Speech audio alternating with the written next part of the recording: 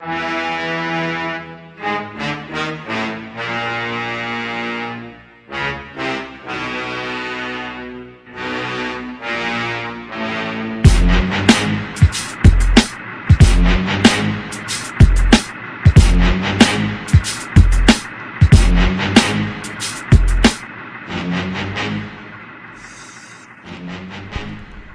and gentlemen, it's the Big Jiu-Jitsu Show. Don't forget to check out our sponsors, Trap and Roll Soap Company, Tape Armor, and Rollz Gear, and find all of our old episodes at bjjshow.com. I'm Rob, and this episode we had Mac Lethal on the show. And if you're not familiar with Mac Lethal, he's probably one of the most talented rappers currently out there, not only producing music, but as well as doing jiu-jitsu. And we had a really good conversation about Brazilian jiu-jitsu, rapping, and even cooking. And I really do hope you guys enjoy this episode. So if you enjoy this episode, please go ahead and rate and review us on iTunes, follow us on YouTube, subscribe to us, do all that good stuff. And you can find all of our old shows at bjjshow.com. And hope you guys like this episode.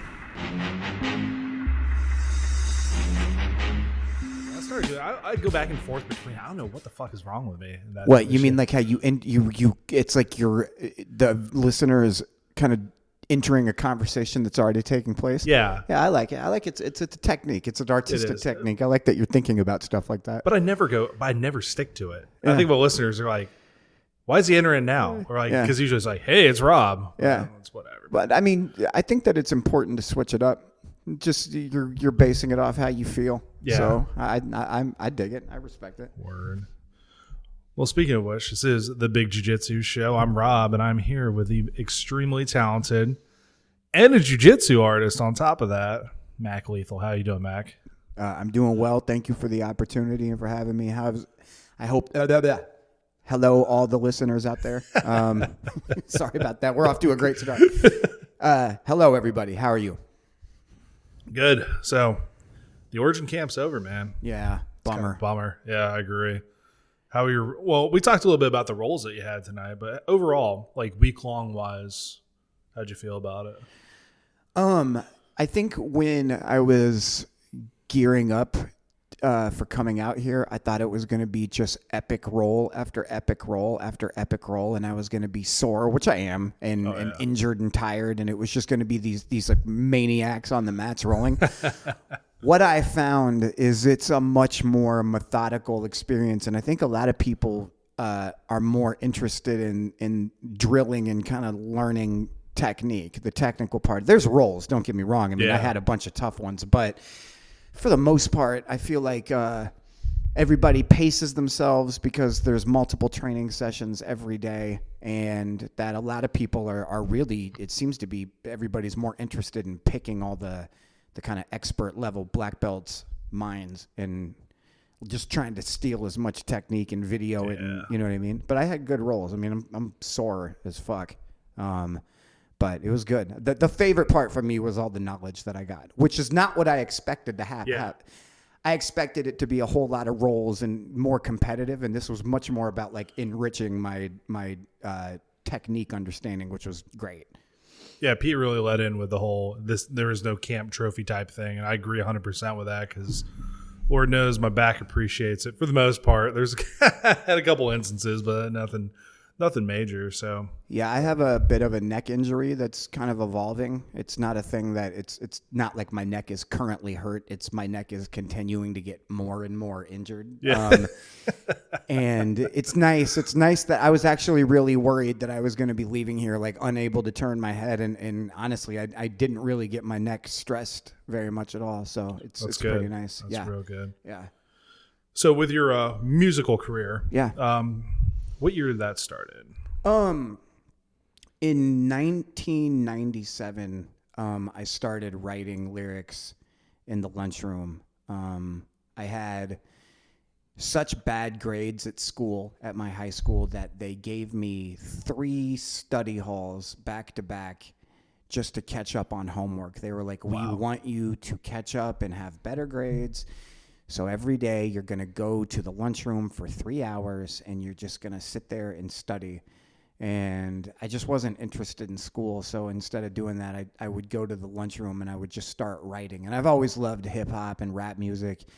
And I just started writing, and it evolved into me like learning how to freestyle and then battle and then record songs in my mom's basement, and then, enter local battle competitions and then make underground CDs, and then it's just evolved and evolved and evolved. But it all started in 1997 in my high school lunchroom, and it just hasn't stopped since. So 97, 22 years ago. Wow. Yeah. It's been Holy shit, that's 22 years. Mm-hmm. Yeah, it's Wow. 22 years. That's wild to think about. 'Cause Yeah. I was like, oh, yeah, it was high school. That was like, shit, 20 years ago. Yeah, Great, man. man. Fuck. Yeah.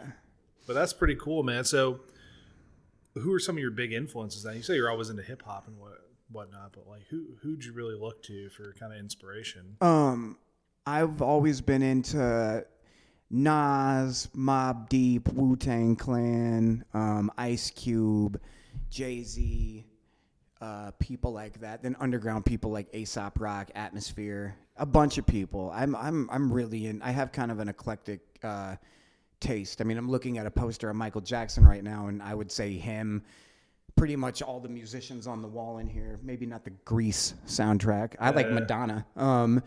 So everybody, but for the most part, like all the kind of Outkast was another big group. Anybody that was kind of big in the early and mid 90s and made like good hip hop, that was kind of my thing, is the early 90s, like 94, 95, those were good years. 93, anybody that came out in those years, that was really good. So with the, you're sitting there, you're writing your lyrics, you're finding your own music, you're finding your own style, things Right. like that. What would you say was kind of maybe the oh shit moment of maybe you're starting to see a little, I guess maybe like not progression, but like things are starting to happen for you as far as music? Yeah. Well, I mean, there's been a whole bunch of them over the course of my entire career. I would say early on, and it's, this is a jiu-jitsu podcast, so I think jiu-jitsu people can appreciate this. I was so bad when I started, and my stuff was so offbeat. My voice didn't sound good. I didn't know how to like format lyrics to fit the measures in an instrumental. Like it was off too many. I'd put too many syllables on each line. And my friends and all the people around me were like, "You're terrible." It was like pure like early white belt shit. Yeah. And I was so I wanted their validation, and I wanted to be told that I was good at it, that I took it as like a personal challenge. So I just would hibernate in the basement and work on getting better and making my flow sharper, and it was really all about just being told I wasn't bad. So it wasn't even an oh shit, it's going well. It was I just wanted to hear it's not bad. And then I remember all my friends trashed my shit in like sophomore year. They were like, "You suck, don't do that, stop fucking around." And then I disappeared for a while and got better and came back, and I remember like rapping for everybody, and they were like, "Damn, like you got a lot better." And I was walking on the clouds. In terms of like a career milestone, the first time, there's so many of them. One of the things I remember when I was a senior in high school, there was a battle in Lawrence, Kansas, which is about 20 minutes away from Kansas City, and there was a local rap battle that they had. I was not even old enough to get into this bar. I was 17 years old. You had to be 18 to get in. Right. And they had a local battle, and whoever won $100 and a microphone like this. And I think that there were like 36 people that entered. And I had never even heard any of the local Kansas City artists at this point, like all the people that were much older than me that were rappers that entered the battle. I was just this young white kid in the late 90s. And by the way, Eminem hadn't come out yet. So like white rapping was not the thing that it is today. Right. There weren't just white rappers on every block like there are now. And it was like almost frowned upon. Like you were the white guy that was all black and Latino people, and I was the one white guy in the battle, and I won it. And I remember, like, my mom was real mad because I showed up. I got home late, and I needed to go to school the next day. Like, I was still in high school, and my mom was like, "Where were you?" And I was like, I went and won a rap battle. And she was like, "What? You won a battle?" And I explained, like, yeah, like, I got on stage and I, like, did competitive rapping against other people, and I won a tournament. And she's like, "You're kidding me." And I showed her the microphone and the $100 bill that I got. She's like, you made money off of that loud noise that you make in the basement every night?" And I'm like, "Yeah." And she's like, "Holy shit, all right, I'll let you off the hook tonight. Like, you're not in trouble." Nice. Yeah. So that was a big one. I remember that one feeling like, man, I am a badass. Like, it was that. And then it's just been a bunch of things like that ever since.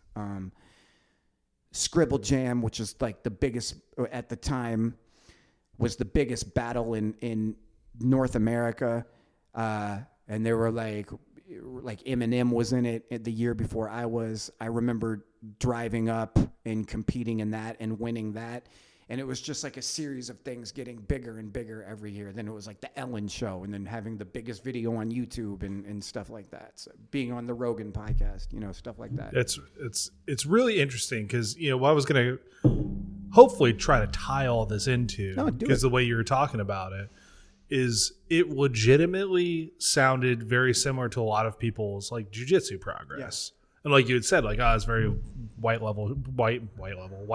belt level shit.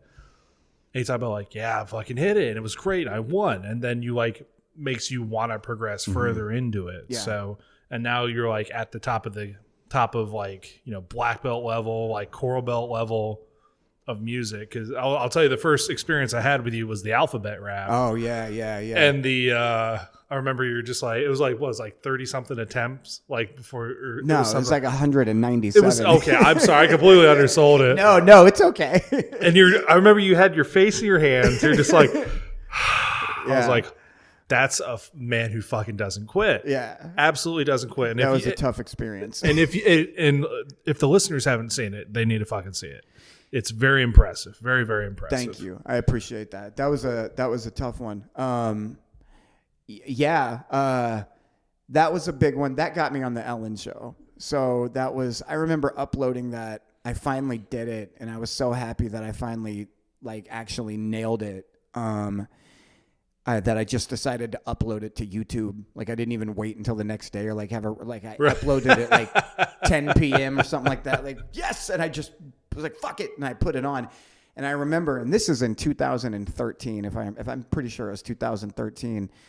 YouTube was not what it is today. Like, views were way lower then. Yeah. And I remember I uploaded it and I woke up the next day at like 6 a.m. and I went and looked, and it already had like 100,000 views. And it was like, I uploaded this before bed, and I woke up and it has 100,000 views, and then it just exploded. And then I got on the Ellen Show and all this stuff. So yeah, man, everything for me has been, and this has been kind of the bread and butter of what I do is I stay consistent and really grind. And there's a lot of ugly days, and there's a lot of lulls and moments where nothing exciting really happens, or I'll come out with something and people will kind of be meh about it. And then I'll have a mini hit, a thing like the alphabet video where it kind of pops. And I just try to have those a few times a year. I just try to have, and I found that the harder you work and the more you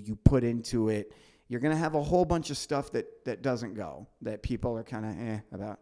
But you're building your catalog and your body of work for people to check out later. And then you just have these moments where, for whatever reason, all the stars align, and then bang, it does the alphabet video, which has like 20 million views or Holy something like fuck. that. Yeah. That's not even the biggest one is the pancake one. That was like 40 million views. Yeah.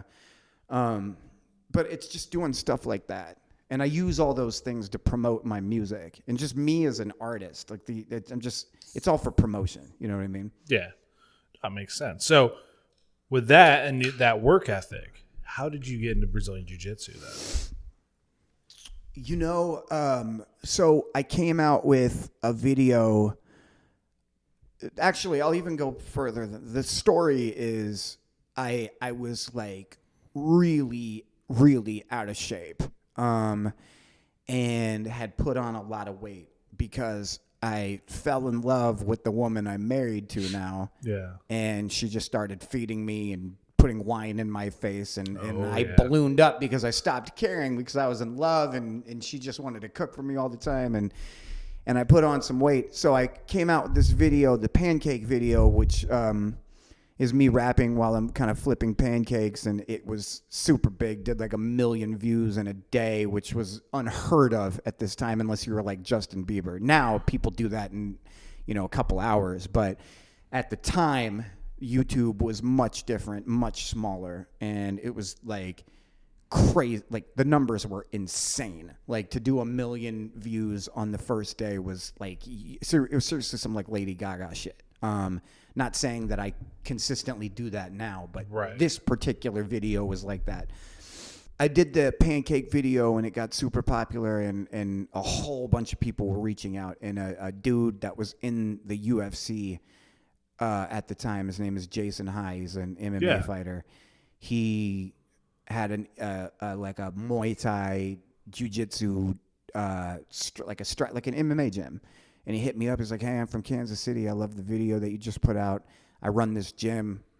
Come and check it out sometime. I have always been like a fan of the UFC. And I talk about Chael Sonnen in this pancake video, which I'm actually friends with Chael Sonnen because of this. But I call myself like the Chael Sonnen of rap music. He's like, Jason High was like, that's really funny.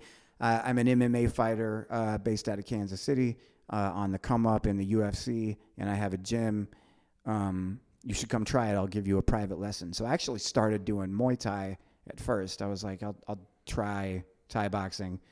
And then you can't get a belt in Muay Thai. No. And I wanted to do something where I could get a belt. It's as petty and shallow as that. But I was like, well, I can't get a belt. Well, I want to get a belt. Like I want to be a black belt in something before I die. Like I don't care what it is. But then I started like researching jiu-jitsu and he told me about it. So I bought a gi. It's like Fuji gi. Yeah. I bought this like black heavy ass Fuji gi. This is in 2011. And I tried jiu-jitsu and it was a horrible experience. I was like, I had no idea what I was doing. Nothing.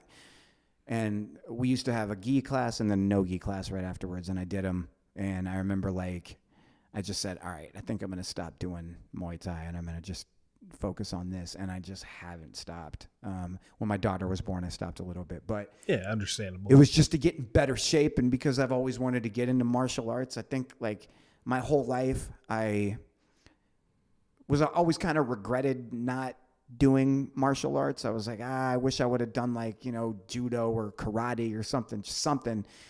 And I want to say I was like 30, 31 years old, something like that. And I just said, man, why not just start now? I saw a video on YouTube of a guy who, I can't remember what his name is, but he's a Brazilian dude.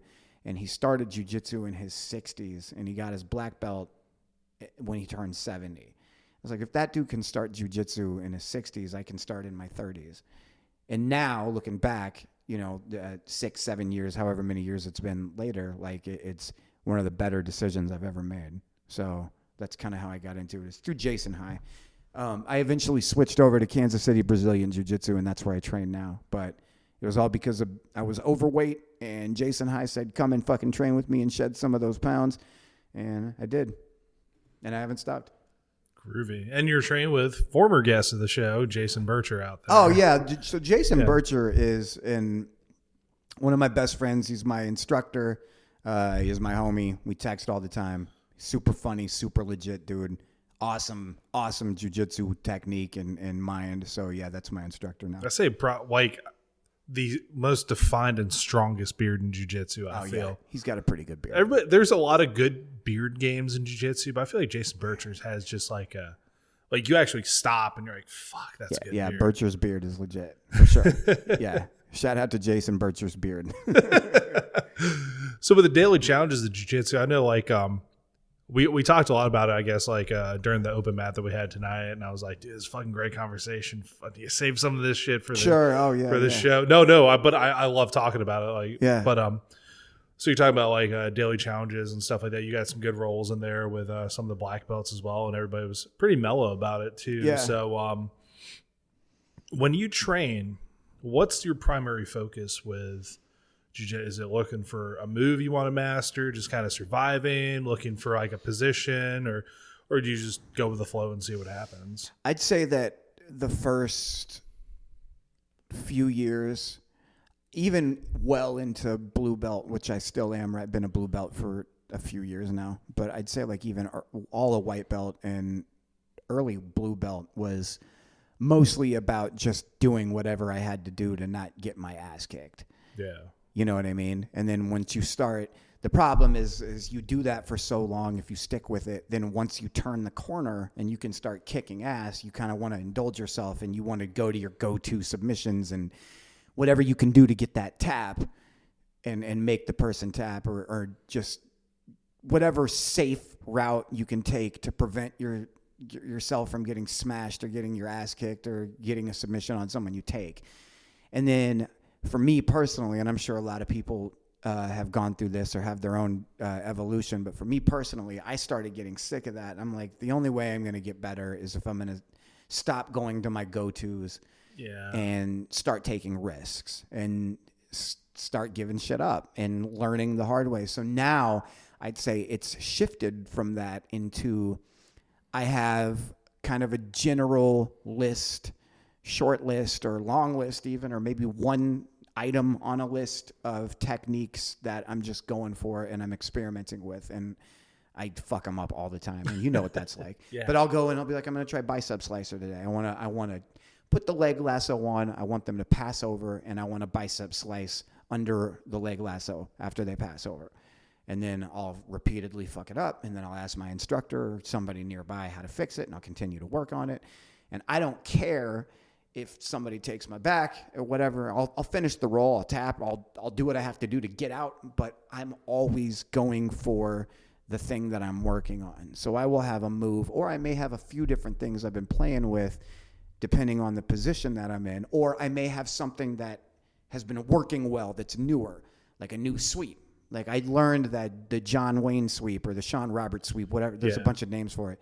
I learned that recently, and I'm having a lot of success with it, but it's not perfect. So I'm experimenting with it. I had a couple people help me with different ways to do it while I was at camp. Peter showed me a couple different looks on it, like try it this way. A couple other people try it this way. So I may just start building on a move. If I'm having success with it, I'm like, all right, I want to keep doing this because it's working.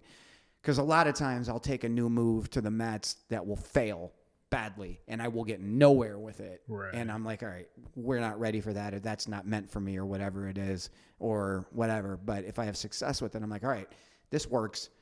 I want to keep building on it. But I definitely don't just I'm not trying to win, and I'm not trying to survive anymore. Now it's taking like deliberate steps to improving and being more well-rounded. And I'm trying to just refine my weaknesses.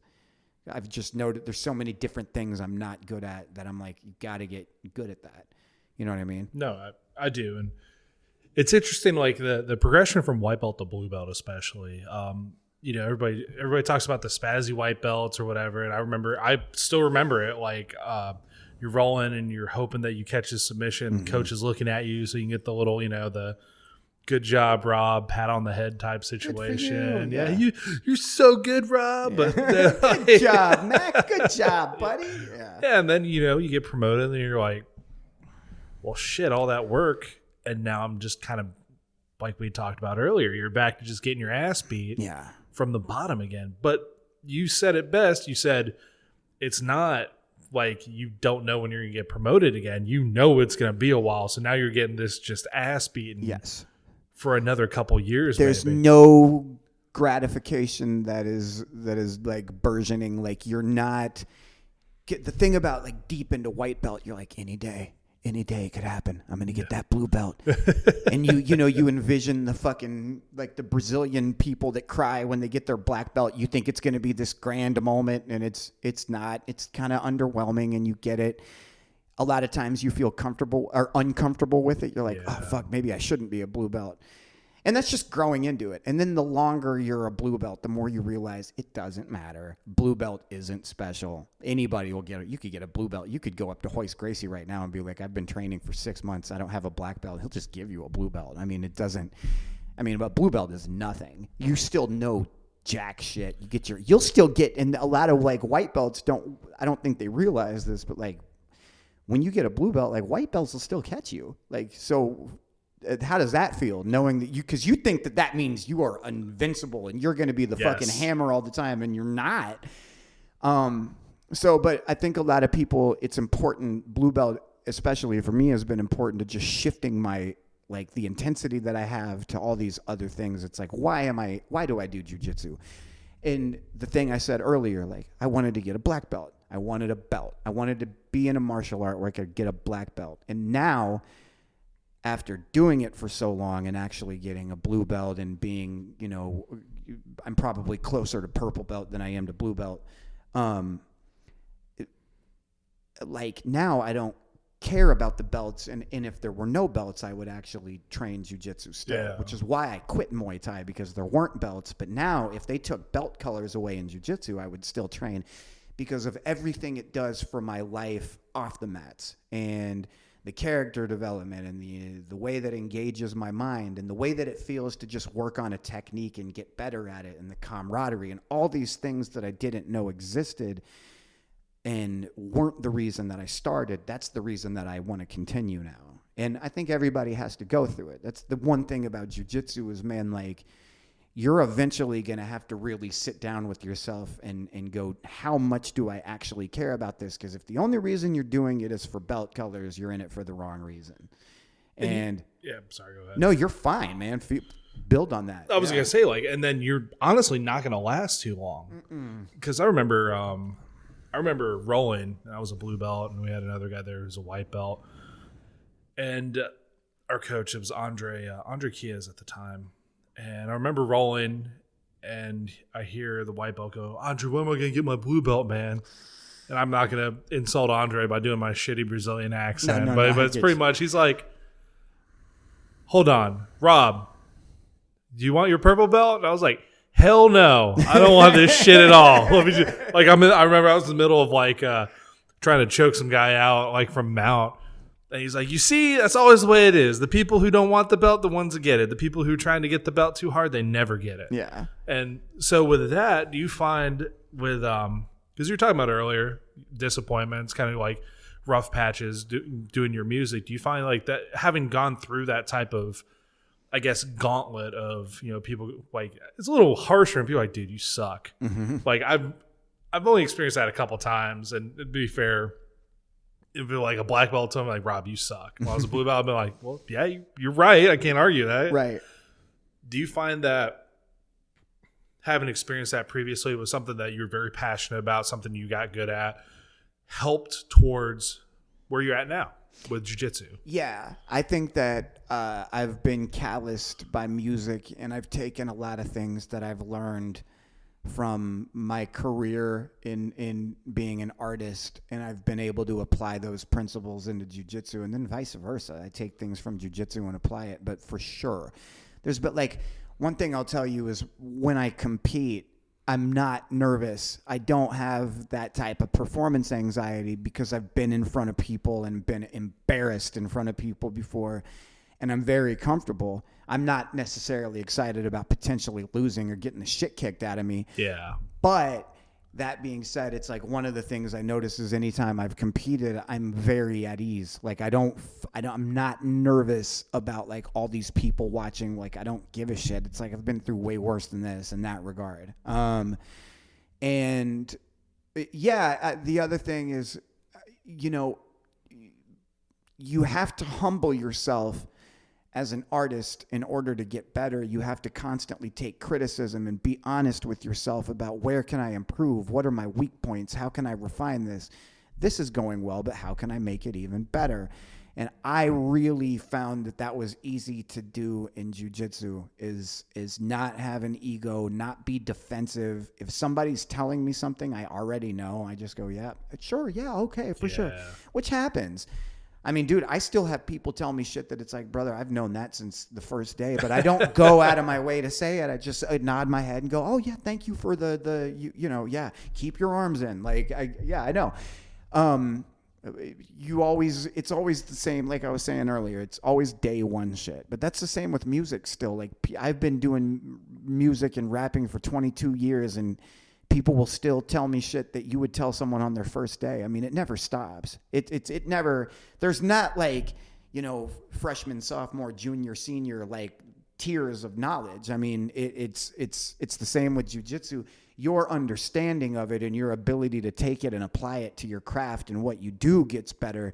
But it's still, at the end of the day, there's still the basics and the intermediate and the advanced levels of thinking, and that just kind of never changes. But the basics are always going to be the things that you get kind of steered back to. You're a brown belt. I mean, how often do you go back to just the basics? All the fucking time, man. It's every day, Yeah. right? Yeah, like, it's what it is. I mean, and people want to say that since it's basics, it means it's like easier. It means it's not beginner. We're not saying beginner. We're saying the basics. Yeah. It's basic. And you always got to, you know, like when you make an omelet, you need butter and an egg and a pan and heat. And there's levels to it, though. At the end of the day, those are the ingredients that you use to make an omelet. It's a very basic, simple thing, but there are levels. And you ever seen like just a mom who had a baby a few months ago and she's learning how to cook for her kids, make an omelet, versus you ever see Julia Childs make an omelet, Yeah. the way she whips that shit with one hand. I don't know if you've ever seen the video on YouTube. All the listeners are back at home. Pull up the video of Julia Childs making an omelet. That is a samurai level cook taking one hand, cracking an egg with high heat, and she just whips this shit without even using another hand. And it's like 60 years of kitchen mastery. The ingredients are the exact same. It's the same thing. She's using the basics, but just at a level. She's employing them at a level that's advanced. You know what I mean? Yeah. I'm not ashamed to admit I geeked out over Julie and watching that movie about like how she pretty much took French cooking and like brought it into like the home for people to like. It just fucking wild to me, man. But I'm gonna show you this. I know we're podcasting. Go ahead. Keep Oh going. no, you're good, man. No, just for what it is, and you know, I feel like a lot of people can appreciate an expert level in something depending upon what it is, right?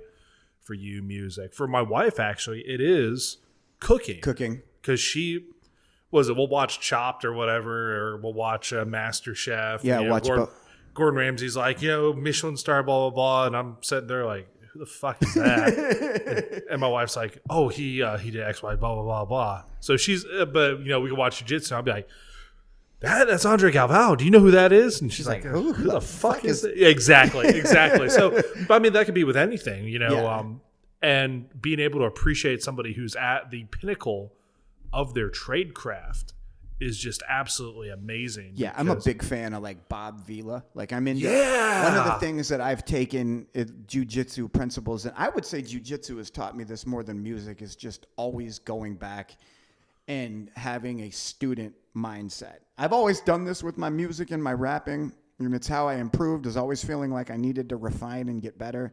But jiu-jitsu taught me to just go back to step one, and no matter how far you are into it, go back to pick up on new details. And I'm trying to just get handier at a master level, like a dad level, like, because I have 2 kids and a wife. I got to be able to fix shit, elaborate, complex stuff around. I want to be able to, if a circuit goes out on my air conditioner, or if I need to be able to tear a sink out and install it. That's not stuff I learned how to do. I was on tour and rapping. So I'm learning how to do stuff like that, just more than, just basic, easy stuff. I'm trying to get better at more complex stuff. But at the end of the day, it's all about, following the instructions and understanding how things work, and at a basic fundamental level. And my point in all this is I love people like Bob Vila, like the guys that have mastered their craft of being handymen, and just watching the wealth of knowledge that they have. It's endlessly impressive to me. I love anybody that's a master of their craft. It is really cool to watch. Really, really cool to watch. I mean, because I grew up, we didn't have a basic cable while I was growing up. And so every Saturday, it was either Saturday or it was Sunday, remember my dad would get up and he'd drink coffee and turn on public access TV, or is it PBS or whatever, and fucking watch This Old House and then the New Yankee Workshop back to back. I was kind of amazed by it too. So I built a bar in my house. Oh, really? Yeah. So it's not Bob Vila level, but still, you sit there and you're like, appreciate it. I'm like, yeah, I stay in the wood and put it together, man. Look at 45-degree angle cut, and it looks fucking all right. Hey, man. But then like Norm Abrams, like, we're gonna use fucking biscuits and put this together and use dovetail like connect. I'm like, that's like watching Alexei and Dedeco talk about like going through De La Hiva Garden, how to pass and all these sweeps. I'm like, geez, man, these guys have been doing this forever, man. There we go. We're watching this. That's amazing. Yeah.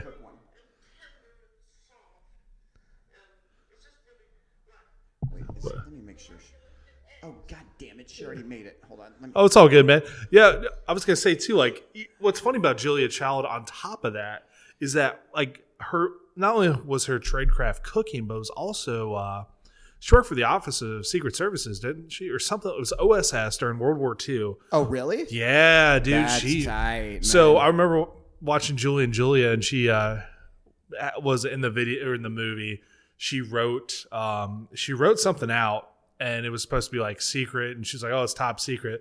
So she wrote the portion mark or the classification on the top and the bottom of the paper. I was like, "Yo, that's real life shit right there. Sick. That's pretty cool." Yeah, that's pretty a sick. little detail that they noticed. But yeah, she worked for OSS back in during World War II, and that was how she met her husband, if I remember correctly. So that's amazing. Well, anybody that's a master at their craft is okay. Here we go. I think this is it. Oh man, I can't wait to see this. So butter. Yeah, the basics right there. Yeah, you just got that. So when she puts this fucking egg in here. Okay.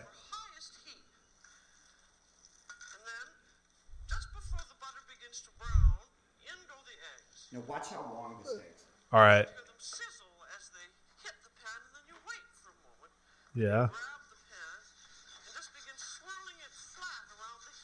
What the? Watch. What the fuck?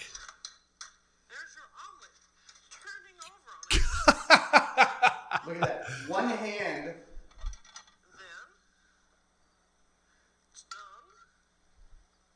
No way. Now go. Here's the thing. So I watched this video. Go try this now. Like this French cooking, like my wife saw this. My wife is real into French culture and cuisine, like your wife as well. And she was just like, you got to understand, like French don't fuck around in the kitchen. No. And it's all about the technique. Just kind of like how like Chinese and Japanese people are in the kitchen. It's all about the technique. The ingredients matter, but it's all about the angles and similar to jiu-jitsu. Go try to make an omelet. Like just go, okay, I'm going to take butter, a pan, high heat, and an egg, and then just try to do that. Like you think that she's doing. And it's easy. It's going to go everywhere. It's just be slow. She's sitting there hitting that with just 70 years of kitchen mastery. It's impressive for sure. Yeah, I was excited when I could flip a burger on the grill, right? Like legit, like put it in the air. Yeah, I mean, I still fuck it up occasionally, but still, it's like that is mastery. The same thing is like a lot of these techniques, as simple as they may be, it's an omelet, right? Yeah. In all thoughts, or I guess in all like definition, it's just a cooked egg, right? Right. It's basic, it's simple, but she does it at such a high level that it's flawless, and nobody, like a scissor sweep, right? A scissors, that is my absolute favorite sweep, and I'm still learning shit about it every time I roll.